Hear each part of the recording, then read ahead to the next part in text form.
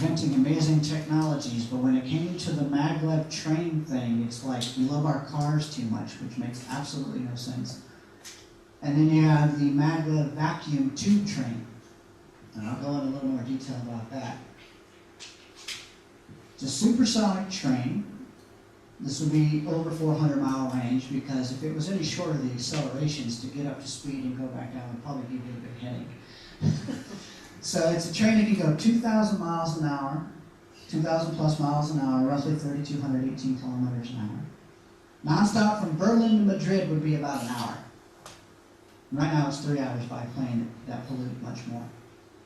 This is a real technological advancement that exists in model and in theory, and could exist because the analysis has already been done. There's a Popular Mechanics article in the handout, or if you have the USB drive, it's in my report that I provided for this, that talks about exactly how that system would work.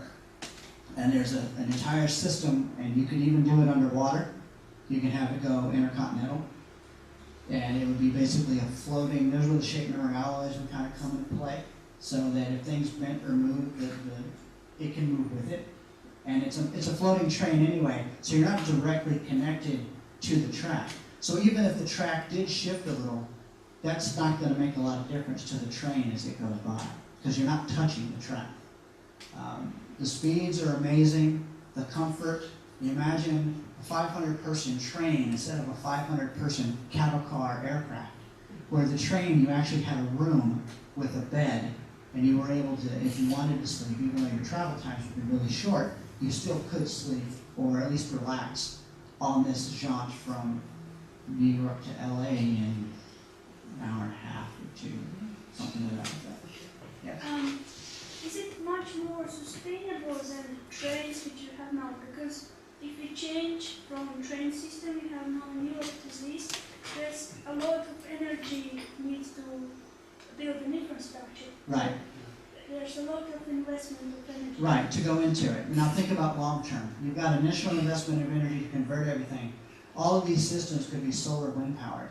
So they would have the track along the line of the track would have its solar wind powered stations.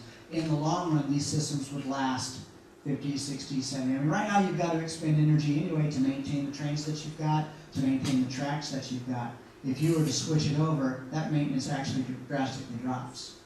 And it's a more sustainable, long-lasting technology. So in the long run, or the long term, the energy investment would be less because eventually it powers itself. And you don't have to put anything into it because it's a clean energy powered system. So you don't, after you build it once, you're effectively done until it comes to like small maintenance and things of that nature. Does it have any effect on the climate? Have any effect on it? Say you're in a cold country or what? As far as expanding and contracting of the tracks or things of that nature, no, because it's in a vacuum tube, it's actually completely isolated from the environment.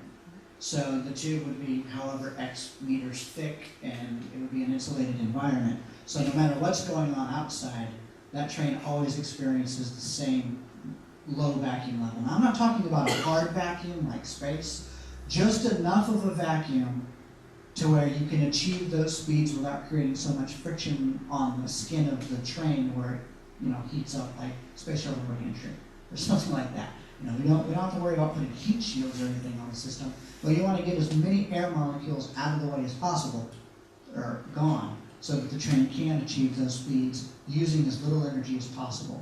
And the analysis would be done to make that happen. Yes? For example, what you're saying about the energy that would and the cost to move from the standard train usage to maglev into the vacuum tube. Japan is the country who came with the maglev, which is in place now, and they're choosing not to change to maglev because they have already put the whole Shinkansen system throughout Japan, and the cost to put the maglev now would be too great.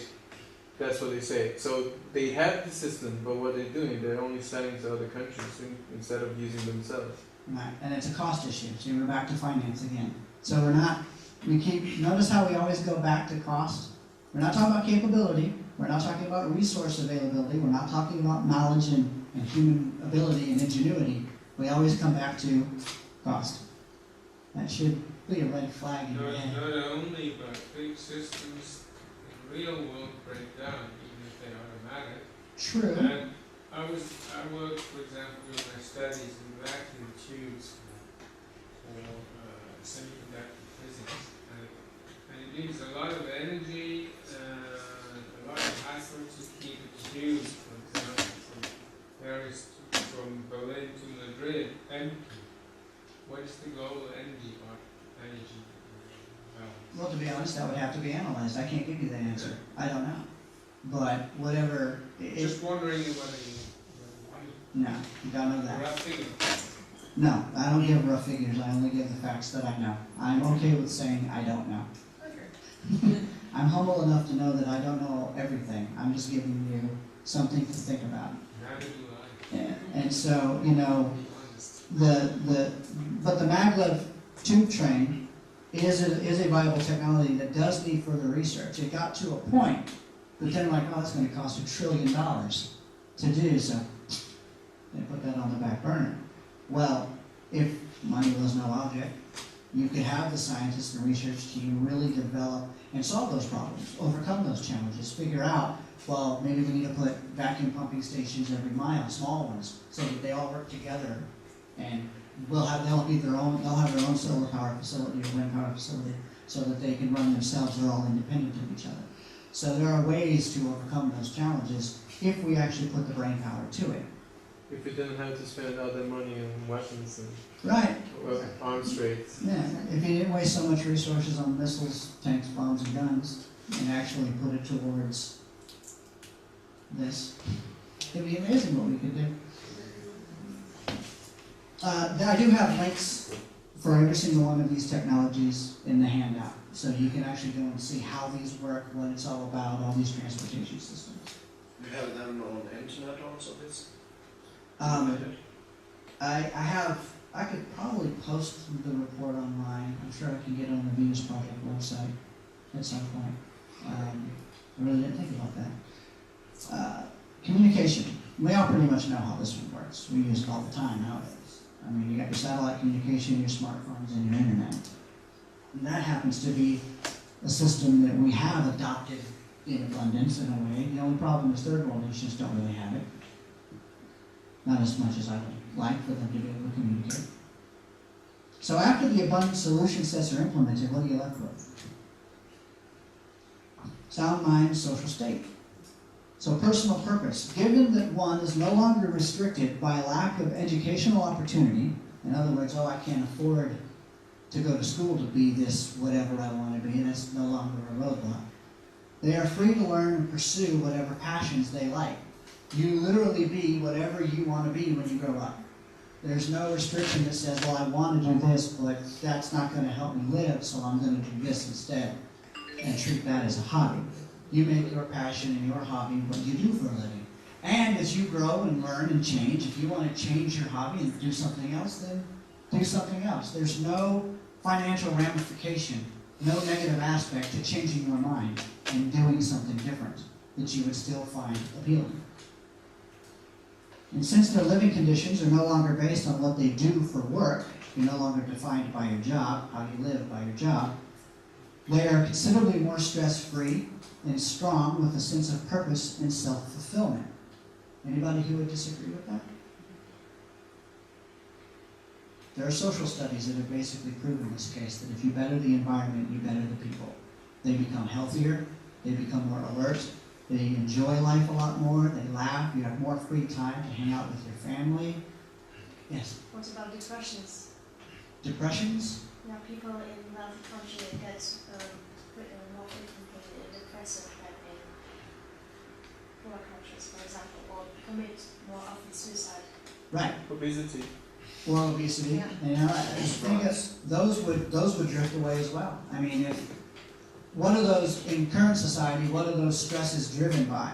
You know, keeping up with the Joneses, making sure that you've got your business running, all the stresses of managing the finances, keeping the competition at bay. Instead of collaborating and working together to make the best possible product you can, you're competing against each other and hoarding resources and putting up walls. So that's a mental stress of constantly having to defend. It's not the only reason.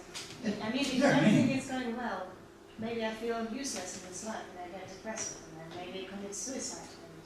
And Well- if there's not many relations between human beings, as we already said, Right. for example, education is going to be over internet, so there are no people I can talk to, I can touch, or I can just, no one who can hug me. Well, there would I be don't your feel local alone. community. You would still have your local community, which would be more tight-knit because now everybody doesn't have to work 40 to 50 hours a week. They can be together more often as a family unit, as a community unit.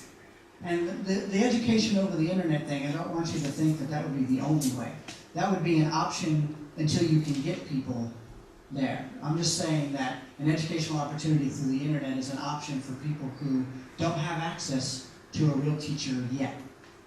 And hopefully you'd be able to work it to get somebody there for that live physical interaction. Because I've taken online courses and live courses, and there is a huge difference between the two, especially when you're going through an engineering curriculum. And so I prefer live because you can, interact directly with the teacher and whatnot. But the internet at least is an option in the meantime. It's a stopgap so that they don't just sit there doing nothing. They at least get some kind of system. So as far as depression, sometimes there are just chemical imbalances you can't predict, you can't deal with. This isn't a utopian construct. What this is saying is we have developed technologies to make life better, but there's no such thing as perfect. I hate that word utopia, especially because a lot of people use it as an attack word. You're talking utopia. Well, first of all, what's wrong with utopia anyway? Wouldn't that be nice? But even though it's impractical, to understand the only constant in the universe is change. Things are always changing. We're always growing, developing, learning new things, coming up with different ideas and better ways to conduct life and ourselves. So what matters is the toolbox that you have. Do you have a toolbox that restricts you and not allow you to grow and develop? Or do you have a toolbox that allows you and actually encourages you to grow and develop and deal with those problems? Can you handle everything? No. Even if you lived in a city where all of this was available, there still might be a few people who would just snap and kill someone. Why? Probably chemical reasons, because you know it's not environmental reasons. Nowadays, we don't know if a person is messed up in the head because they're chemically imbalanced. Are they messed up in the head because something happened to them as a kid, their environment was bad, or they're living now in a bad environment? Or is it a combination of the two? The bad environment gave them a chemical imbalance? So there's too many variables in that. If you at least better the environment as well as you can, you've at least reduced that variable almost to a negligible point. So now the odds are if somebody does snap and do something wrong, that's because they were genuinely chemically imbalanced. And hopefully there will be signs and ways to notice those and get them to doctors to help them, which we don't really do now. People who are mentally sick, we throw them in prison and don't do anything with them, don't try to rehabilitate them or figure out what was the biological reason that they behaved that way.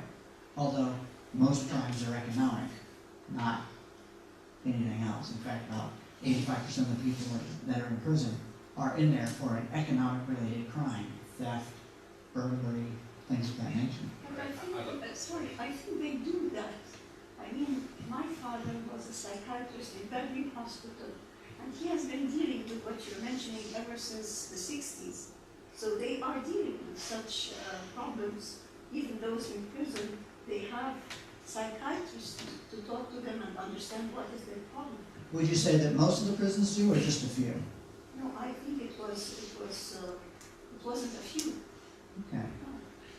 By the way, the nature sometimes it has an impact on the biological issues.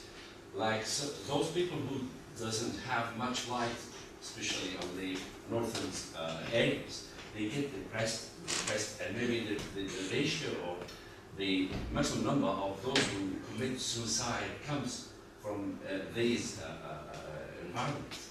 So, yeah. I agree with that. In fact, one of the things that Heather mentioned earlier was sunlight and stuff like that, and how that can affect personality. Other thing, the relation with nature, even with water, with rocks, because sometimes we see strong people, those who are always, every day, they go outside and they walk and they swim and they go climbing mountains, things like that, in addition to their life problems. Absolutely, and in a system where abundance exists, and you have more free time, you could go hike